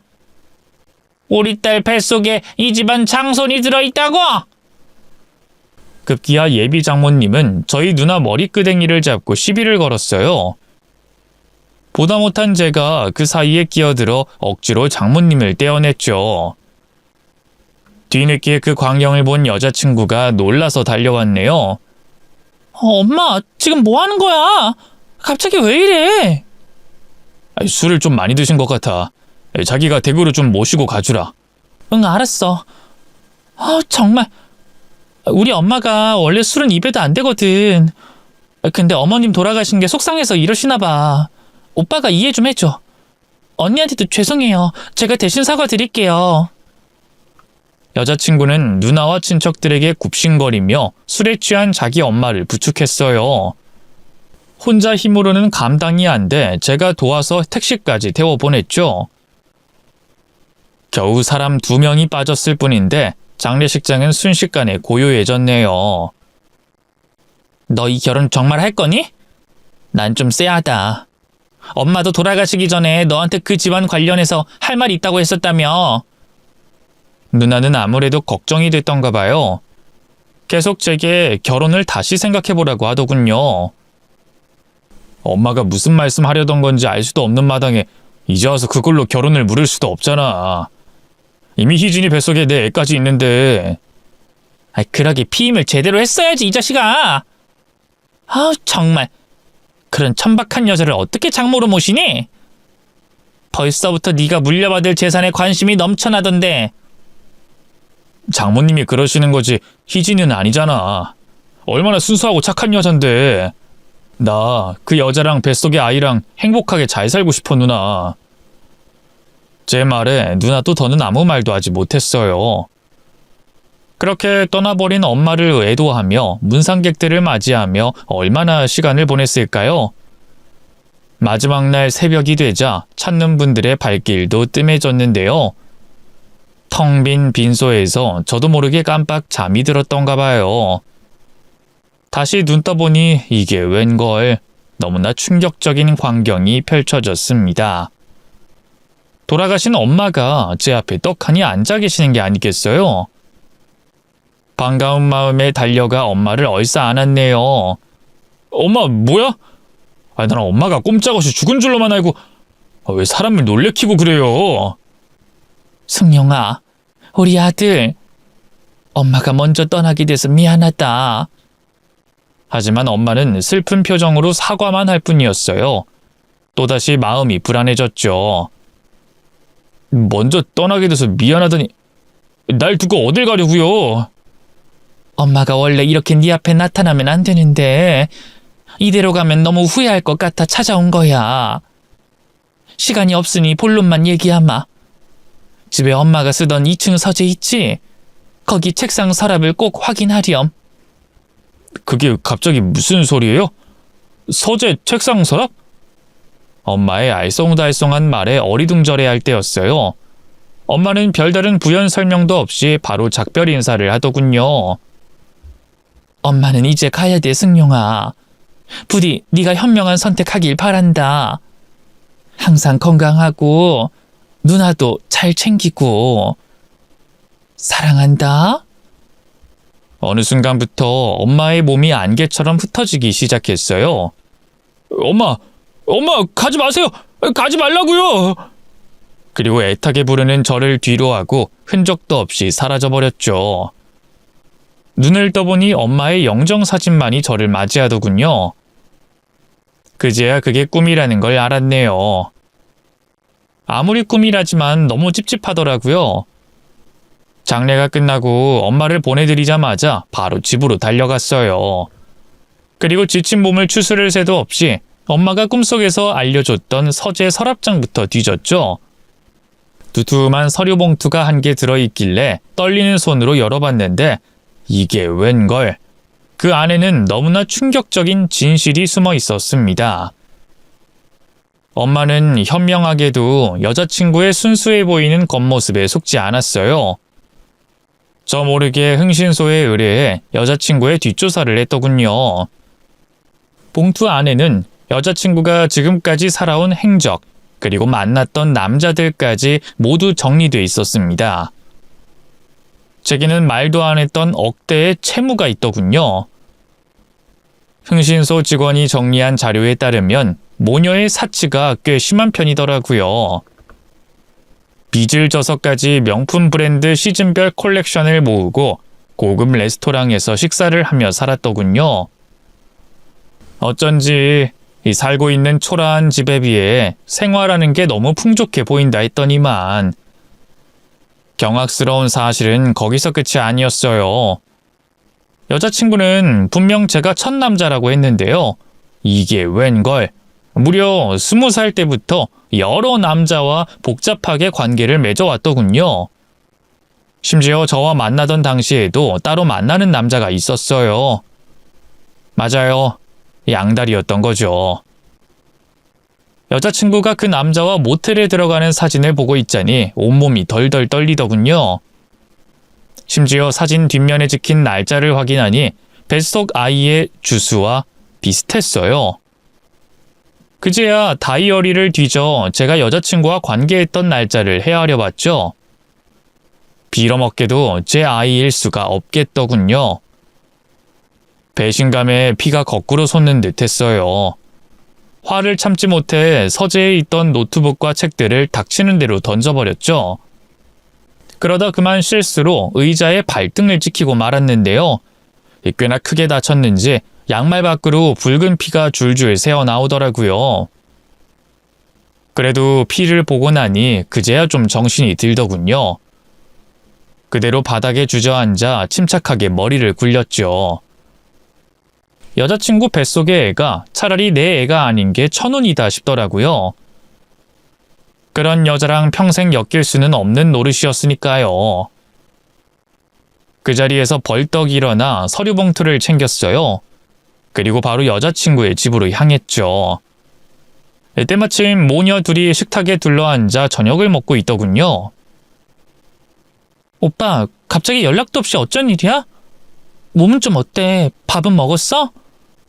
여자친구는 가증스럽게도 저를 걱정하는 척 상냥하게 말을 걸어왔어요. 그 모습을 보고 있자니 새삼 소름이 끼치더군요. 그래서 제 어깨를 부드럽게 감싸는 여자친구의 팔을 떨쳐내고 차갑게 입을 열었네요. 긴 말할 거 없고 한 가지만 묻자. 뱃속의 애 정말 내 애 맞아? 제 물음에 여자친구의 표정이 하얗게 질렸어요. 차마 시선을 마주치지 못하고 입술을 깨물더군요. 그러자 그런 여자친구를 대신해서 예비 장모가 앞으로 나섰어요. 자네 지금 갑자기 쳐들어와선 그게 무슨 소린가? 지금 내 딸을 아무 남자하고나 굴려먹는 뭐 그런 더러운 여자 취급하는 거야? 그럼 이 여자 뱃속의 애가 확실히 내 애다 이 말씀입니까? 아이 당연하지. 내 딸은 평생 남자 손 한 번 잡아본 적 없는 순진한 애였어. 그런 애를 꼬셔서 임신까지 시켜놓고 뭐? 뱃속의 애가 누구 애냐고? 어떻게 그런 모욕을 할 수 있나? 지금 우리가 없이 산다고 무시하는 건가? 돈이 없다고 무시하는 게 아니라 기본적인 도덕심과 염치가 없으니 무시하는 거죠. 뭐가 어쩌고 어째? 예비 장모는 금방이라도 저를 때릴 것처럼 시근덕댔어요. 그러자 여자친구가 그런 자기 엄마를 말리더군요. 엄마, 그만해. 오빠도 그만하고. 오빠가 왜 그런 말도 안 되는 의심을 하게 됐는진 모르겠지만 지금 나한테 큰 상처를 줬다는 것만 알아도 오빠 어머님 돌아가신 지도 얼마 안 됐으니까 이해해보려고 해도 참 너무하다 싶네. 갑자기 왜 그런 말을 하는 거야? 급기야 여자친구는 커다란 눈에서 닭똥 같은 눈물을 뚝뚝 흘렸어요. 옛날 같았으면 그 모습이 애처롭고 안쓰러워 어쩔 줄 몰라 했을 텐데 더는 아무 감정도 들지 않더군요. 제가 그저 차가운 눈으로 바라만 보자 여자친구의 표정이 점점 당황으로 물들기 시작했어요. 자기 눈물이 먹히지 않는 걸 보고 그제야 뭔가 정말 단단히 잘못됐구나 깨달은 것 같았죠. 오빠, 진짜 왜 그래? 어디서 이상한 말이라도 들은 거야? 그래? 끝까지 그렇게 잡아떼겠다 이거야? 잡아뗀다니. 그게 대체 무슨 말이야? 이게 마지막 기회야. 네 입으로 이실직고 해. 그럼 정상 참작은 해줄 수도 있으니까. 여자친구에게 스스로 죄를 뉘우칠 기회를 주고 싶었어요. 그래도 한때 제가 사랑했던 여자니까요. 하지만 방귀 낀 놈이 성낸다고 여자친구는 파르르 떨면서 오히려 목소리를 높이더군요. 생사란 좀 그만 잡아. 자꾸 이렇게 나오면 내가 어떻게 오빠를 믿고 결혼할 수 있겠어? 결혼? 넌 아직도 내가 너랑 결혼을 해줄 거라고 생각하는 거야? 그게 무슨 말이야? 그럼 진짜 나랑 파혼이라도 하겠다는 거야? 뱃속의 애가 오빠 애가 아닌 것 같아서? 진짜 왜 그래? 오빠, 증거도 없이 사람 왜 그렇게 몰아가냐고. 이러다 우리 애기 태어나면 오빠 후회할 거야. 후회? 글쎄, 내가 후회할까 네가 후회할까? 자, 여기 네가 그렇게 찾는 증거. 저는 여자친구를 향해 들고 있던 서류 봉투를 집어 던졌어요. 불안한 표정으로 눈알만 굴리던 예비 장모가 후다닥 달려와 서류 봉투를 집어들더군요. 그리고 그 안에서 나온 종이 뭉치와 사진들을 보고 안색이 급변하더군요. 이게 대체 무슨... 자네 따로 사람 사서 우리 뒷조사한 건가? 진작부터 의심하고 있었던 거야? 제가 아니라 돌아가신 저희 엄마가 한 거예요. 참 현명하신 분이었죠. 갑작스러운 교통사고로 그렇게 되시면서 그 서류를 제게 못 전달한 게 한이 되셨던가 봐요. 꿈에까지 나와서 그 서류 봉투가 어디 있는지 위치를 알려주시더군요.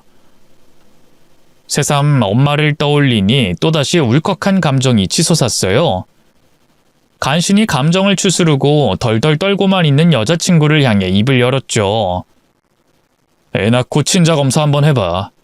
그래서 정말 내 아이가 맞으면 찾아오라고. 그땐 네 발 아래 개처럼 엎드려서 사과하고 네가 원하는 건 뭐든 다 해줄 테니까. 내 전 재산을 달라고 하면 그것도 줄게. 근데 만약 아니라면 넌 사기죄로 콩밥 먹을 각오해야 할 거야. 알겠어? 제 말에 장모와 여자친구는 하얗게 질려 아무 말도 못했어요. 이미 대답은 나온 거나 마찬가지였죠. 전 짐승만도 못한 모녀를 버려둔 채 홀로 그 집을 나왔네요. 바로 누나와 친척들에게 연락해 파혼 소식부터 알렸어요. 누나는 그간의 자초지종을 듣더니 하마터면 큰일 날 뻔했다면서 가슴을 쓸어내리더군요. 식장이며 신혼여행 취소부터 지인들에게 연락을 돌리는 것까지 파혼으로 할 일들이 너무 많아 눈코 뜰 새가 없었네요. 아이 출산일이 한참 지나도록 여자친구에게선 아무 연락도 없었어요. 역시나 제 애가 아니라는 얘기였죠. 괘씸한 마음에 법적 절차를 밟을까 고민도 해봤는데요. 변호사를 만나 상담해보니 사기죄가 성립된다 해도 집행유예로 끝날 확률이 높더라고요. 그래서 따로 민사를 걸어 그동안 여자친구와 그 집안에 쓴 돈, 그리고 거기에 더해 정신적 피해 보상비까지 요구했죠. 그러자 모녀 둘이 집 앞까지 찾아와 울고불고 애원하더군요. 오빠, 내가 잘못했어. 내가 그동안 이 남자 저 남자 다 만나고 다녔던 건 사실이야. 그치만 오빠 만나고 진짜 사랑이 뭔지 알게 됐고 그 뒤로 다른 남자들은 다 싹 정리했어. 진짜야. 근데 내 생일에 오빠가 일 때문에 바빠서 못 만났었잖아. 그날 친구들이 술 사주겠다고 해서 잠깐 나갔는데 거기서 만난 남자랑 그만 사랑해서 잔 것도 아니었어. 그냥 하룻밤 실수였다고. 네가 그 남자랑 어떻게 만나서 애까지 가졌는지는 안 궁금하거든? 그냥 그동안 내가 너랑 너희 엄마한테 쓴 돈이나 배상해. 오빠, 우리 집 사정 뻔히 알잖아. 뒷조사 다 해서 빚만 1억이 넘게 있는 것도. 나랑 엄마가 그 돈을 무슨 수로 다 갚아. 나 지금 애 낳은 지 얼마 안 돼서 모델 일도 못한다고. 내가 잘못했어. 정말 죽을 죄를 지었어. 제발 한 번만 봐주라, 응? 그래도 오빠 나한테 사랑했잖아. 그래, 사랑했지. 그래서 더 배신감이 들고 더 용서 못하겠는 거야. 네가 못 갚겠으면 애 아빠한테라도 돈 달라 그래. 그 자식도 돈 없어. 걔나 나나 밑바닥 인생이라고. 제발 한 번만 살려주라, 오빠. 응? 전 여자친구는 무릎까지 꿇고 제게 매달렸어요. 그러자 옆에 가만히 서 있던 장모도 황급히 무릎을 꿇더군요. 이보게 강서방, 다 내가 못나서 생긴 일이네. 다 내 죄야. 우리 희진이가 아빠 없이 자라서 사랑에 고파하는 거 알면서도 먹고 사는 게 바빠 모른 척 했거든. 그래서 애가 남자 없인 못 사는 몸이 된 거야. 임신한 거 알았을 때도 내가 지우지 말고 그냥 자네 애라고 속이라고 했네. 안 그러면 자네가 내 딸 버릴 것 같아서. 집안 차이가 있으니 결혼까진 못 갈 것 같아서 딸을 옆에서 부추겼네. 딸은 내 말대로 한 죄밖에 없어. 차라리 애를 지우고 자네한테 솔직하게 말했어야 하는데. 이제 와서 후회하면 뭐 하겠어요. 전 이제 그쪽한테도 희진이한테도 아무 감정 없습니다. 하지만 사업가라서 계산 하나만큼은 철저하게 하는 편이거든요. 그동안 제가 당신들한테 쓴 돈이랑 피해 보상금만 받고 나면 깨끗하게 물러날게요. 범죄자들한테 이 정도 처사는 정말 너그러운 거 아닙니까? 그렇게 큰 돈을 우리가 어떻게 마련하나? 그거야 제 할 바 아니죠. 집을 팔든 그동안 그렇게 사재꼈던 사치품들 죄다 팔아치우든 알아서 하세요. 제때 돈 안 내놓으면 통장 압류 걸든 뭘 하든 법적으로 취할 수 있는 조치는 다 취할 거니까 각오하시고요. 저는 매달리는 모녀를 부리치고 집으로 돌아왔어요. 그리고 일하는 아주머니를 시켜 강제로 내쫓게 했죠. 그래도 제 협박이 무섭긴 무서웠던가 봐요. 전 여자친구는 정말 하나뿐인 집을 처분했고요. 갖고 있던 명품을 죄다 중고로 팔아 제게 돈을 보내왔습니다. 그리고 그 뒤로 아이의 생부와 결혼한 모양이더군요. 이미 낳은 아이를 버릴 수도 없는 노릇이었으니 선택권이 없었겠죠. 공통 지인에게 듣기로는 생부가 참 쓰레기 같은 놈이라 하더군요. 생긴 건 좀 반반한 것 같던데 그뿐 제대로 된 직업도 없이 일용직을 전전하며 산다 하더라고요. 심지어 도박 중독이라 그나마 버는 푼돈도 죄다 스포츠 토토며 코인 같은 데 꼬라박고 있다 하더군요. 결국 전 여자친구가 실질적인 가장 노릇을 하고 있는 것 같은데요. 유부녀의 나이도 든 만큼 더는 모델 일은 못하는 것 같고요. 술집 서빙이며 행사 아르바이트로 근근히 먹고 사는 것 같더군요. 한때 제 예비 장모였던 그 여자는 지금 간암으로 투병 중이라 하더군요. 아직 초기라서 병세는 나쁘지 않은 모양인데 안 그래도 빚이 1억이 넘는데 병원비 때문에 사채까지 손을 댄 것 같더라고요. 산처럼 불어난 이자를 감당 못해 차라리 죽는 게 낫다며 매일 눈물로 살고 있다 하더군요. 모녀 둘의 인생이 완전히 풍비박산이 나버린 셈이죠. 한때 가족이 될 뻔했던 사이인 만큼 안타까운 마음이 드는 것도 사실이에요. 하지만 이제 남보다도 못한 사이가 된 만큼 더는 신경 쓰지 않으려고 합니다. 반면 저는 파혼 후 더 잘 살고 있어요. 사업은 매년 매출이 큰 폭으로 늘고 있고요. 좋은 여자를 만나 결혼도 했습니다. 사실 전 여자친구한테 대인 게 많아서 다신 여자를 만나지 못할 거라 생각했는데요. 사람한테 받은 상처는 사람으로 낳는다는 말이 정말 맞나 봐요. 아내는 전 여자친구와 달리 좋은 집안에서 나고 자란 요조숙녀예요. 일 욕심이 많아서 자기 사업도 따로 하고 있고요. 가정도 소홀히 하지 않으려고 저와 아이들에게 늘 최선을 다하는 여자랍니다.